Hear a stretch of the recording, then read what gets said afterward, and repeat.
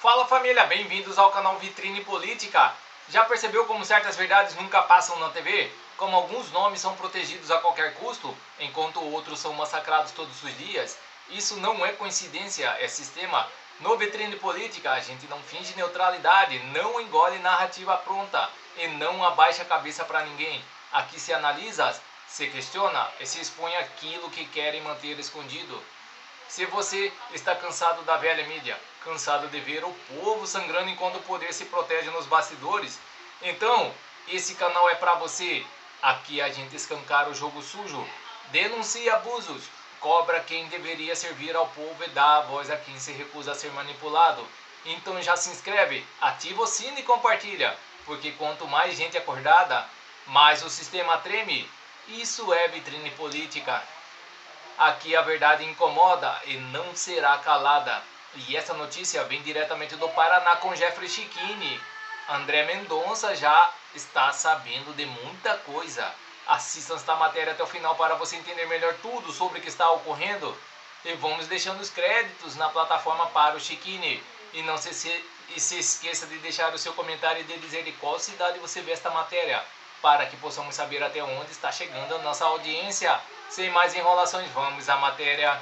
Ninguém ainda percebeu isso, mas hoje o André Mendonça deu um atestado de que há pessoas com prerrogativa de foro sendo investigadas pela PF no caso Master, ao decidir que ele continuará na relatoria do caso e que o caso continuará no STF. Mendonça resiste em enviar caso Master para a primeira instância. Quando eu li essa decisão do André Mendonça, na hora eu me liguei.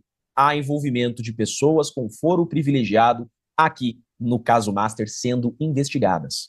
Deputados federais, senadores, ministros do STF. Sabe por que isso daqui fica muito claro para mim? Lembrem que esse caso Master, ele começa em primeiro grau. Foi a justiça de primeiro grau que deflagrou a operação.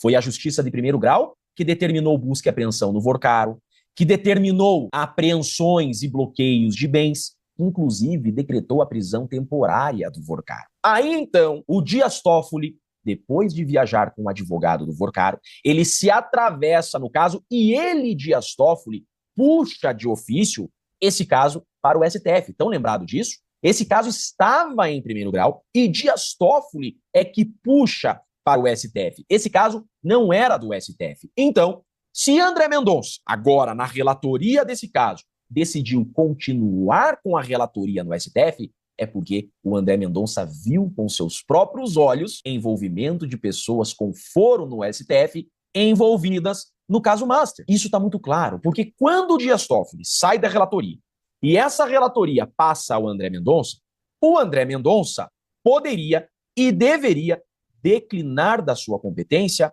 ao primeiro grau. Seria o correto retornar este caso onde deveria estar. Porque lá atrás foi uma decisão inconstitucional do Dias Toffoli, uma decisão ilegal de puxar para o STF. Ele puxou esse caso para o STF por interesses pessoais, sem sorteio. Ele se autoproclamou relator do caso. Então agora, André Mendonça deveria corrigir esses erros e devolver esse caso onde deveria estar, no primeiro grau. O nome disso é declinar da competência para o juízo de origem. E por que André Mendonça não fez isso? Porque André Mendonça está envolvido com Dias Toffoli, está protegendo Toffoli?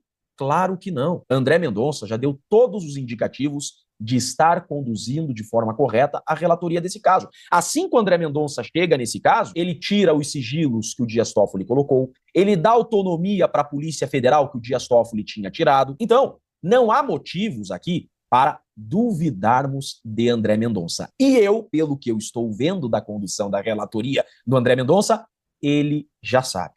E ele já viu com seus próprios olhos envolvimento de pessoas com foro privilegiado no STF envolvidas no caso Master. E, inclusive, devem estar até sendo investigadas pela Polícia Federal já. E eu percebo isso dessa notícia. Em nova reunião com o PF, Mendonça recebe atualização sobre investigações no caso do Banco Master. Foi depois dessa reunião que o André Mendonça disse: vou continuar na relatoria. Ou seja, há pessoas com prerrogativa de foro sendo investigadas, envolvidas, e a competência, então, é do STF. Isso está muito claro para mim. Mas quem seriam essas pessoas com prerrogativa de foro? Uma delas que nós temos certeza, ele, Dias Toffoli, que apareceu lá atrás já em conversas com o Vorcaro. A Polícia Federal já tinha mostrado. Todo mundo sabe, inclusive, do envolvimento dele em sociedade, em resort. Mas será que só Dias Toffoli estaria envolvido neste caso? Será também que não tem alguém com um contratinho de 130 milhões já sendo investigado? Fato é que o caso fica no STF contra todas as pessoas que têm qualquer relação com pessoas com prerrogativa de foro. Por exemplo, o Vorcaro não tem prerrogativa de foro, mas há conversas suspeitas de Vorcaro diretamente com Dias Toffoli. Então, o caso atrai para o foro da prerrogativa. Por isso que Vorcaro é investigado no STF, porque há a conexão de Vorcaro com agente com prerrogativa de foro. Então, haverá essa atração para o STF. Como, por exemplo, a esposa do Moraes não tem prerrogativa de foro, mas se há uma investigação de relação dela com seu marido, que é ministro do STF, ele tem prerrogativa de foro. Então, o caso fica no STF. Então, essa decisão do André Mendonça de manter esse caso no STF é uma prova de que agentes, pessoas com prerrogativa de foro, com foro privilegiado no STF, estão sendo investigadas pela PF. Não é absurdo nenhum concluirmos que a PF está investigando Dias Toffoli, que a PF está investigando a esposa do Moraes e o próprio Moraes. Não é absurdo nenhum concluirmos isso. E se eu pudesse apostar, eu apostaria que sim, a PF está investigando todo mundo, senadores, deputados. Por isso que eu vejo aqui um potencial muito grande ainda nesse caso,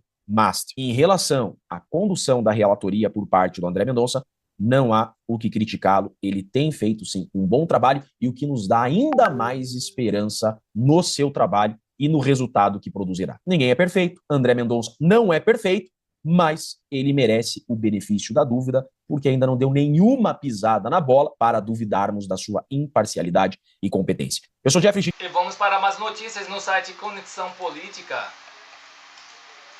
Mais taxação. O governo Lula aumenta imposto de importação de mais de 1.200 produtos, incluindo computadores, celulares e componentes eletrônicos. Alíquotas passam a variar entre 7,2% a 25%. Meu Deus. A partir de março, o executivo diz que produção nacional será preservada. Importadores falam em aumento de custos. O governo do presidente Lula decidiu elevar os impostos da importação de 1.252 produtos dos setores de máquinas, equipamentos e tecnologias, incluindo computadores e smartphones. A medida foi aprovada no início do mês pelo Comitê Executivo de Gestão da Câmara de Comércio Exterior e entra em vigor em março. Segundo o Ministério do Desenvolvimento, Indústria, Comércio e Serviços, a decisão tem como objetivo recompor alíquotas e proteger a indústria nacional diante do crescimento de bens adquiridos no exterior. As tarifas passam a se concentrar em faixas que variam de 7,2% a 25%, incluindo níveis intermediários de 10%, 12,6%, 15% e 20%. O movimento ocorre em paralelo às críticas feitas pelo próprio governo brasileiro e políticas tarifárias adotadas por outros países, como os Estados Unidos, em meio à disputa comercial internacional. A Associação Brasileira dos Importadores, por sua vez, avalia que a recomposição das tarifas tende a afetar preços e custos de produção. A entidade citou como exemplo o aumento de alíquota de smartphones de 16% para 20% em fevereiro de 2026. Reconhecemos a legitimidade de políticas voltadas ao fortalecimento da indústria nacional, mas entendemos que o imposto de importação, por sua natureza extrafiscal, tem efeito imediato sobre preços e caixa do governo, e não sobre a criação de capacidade produtiva, afirmou Michael Platini, presidente da ABIMP. A elevação abrupta de alíquotas, inclusive em itens com baixa ou nenhuma produção local, tende a produzir arrecadação de curto prazo e aumento de custo na economia, sem necessariamente gerar desenvolvimento industrial e estruturante, completou.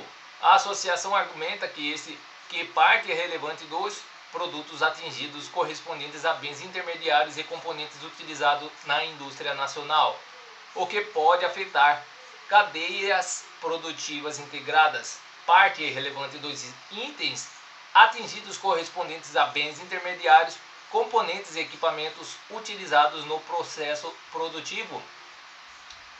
O aumento tarifário eleva o custo de produção, reduz margem e compromete a competitividade da indústria brasileira, inclusive nas exportações, explicou Platini. Ainda, segundo a entidade, alterações na estrutura tarifária impactam prazos de planejamento industrial. Qualquer elevação de custo ou de prazo na importação de componentes gera efeito em cascata sobre produtividade, inovação, formação de preços e planejamento industrial, disse presidente da ABIMP. Então é isso, pessoal. Essas são as notícias que estão circulando nas mídias da internet. E não se esqueça de se inscrever, deixar o seu like e clicar no sino para mais informações sobre política. Agradeço a todos pela audiência.